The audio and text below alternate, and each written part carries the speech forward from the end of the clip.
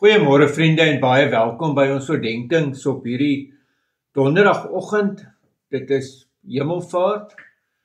So ek wil julle ook almal nooi na die Hemelvaartdiens 6:00 op Mooirivier.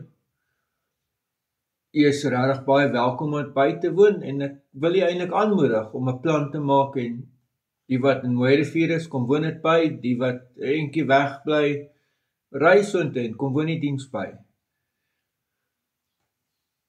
Ons gaan voort met Jesaja 41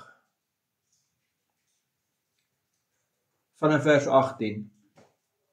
Op kaal hoogtes laat ek riviere ontspring, fonteine in die middel van valleie.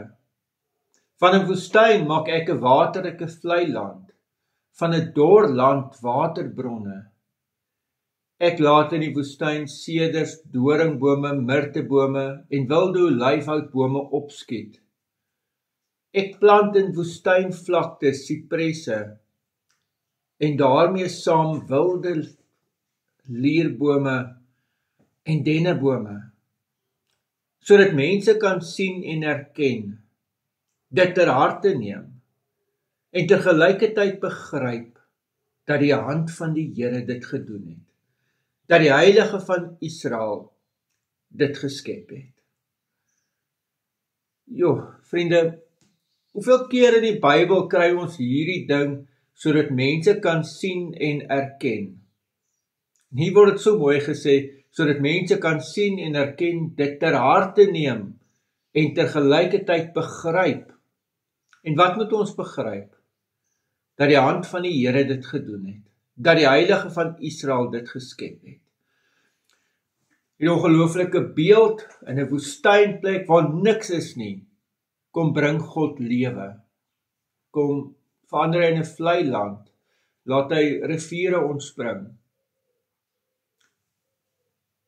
Die beeld wat die profeet gebruik, is dat natuurlik ook die volk is op hierdie tyd 'n woestyn.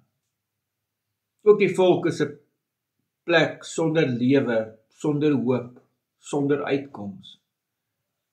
Maar soos wat God lewe bring hy ook lewe vir die volk, lei hy ook vir hulle weer na 'n nuwe begin toe. En ja, ook vir my en jou, ook wanneer dit vir my en jou dalk voel of ons lewe in 'n doodloopstraat is. God wat lewe in die woestyn bring, kan ook in my lewe bring. Kom ek hou daaraan vas. Amen. Here almagtige God, baie dankie ook vir hierdie teks. Dankie dat U lewe bring. Bring dit ook vandag vir ons. Ook waar ons vandag Hemelvaart vier.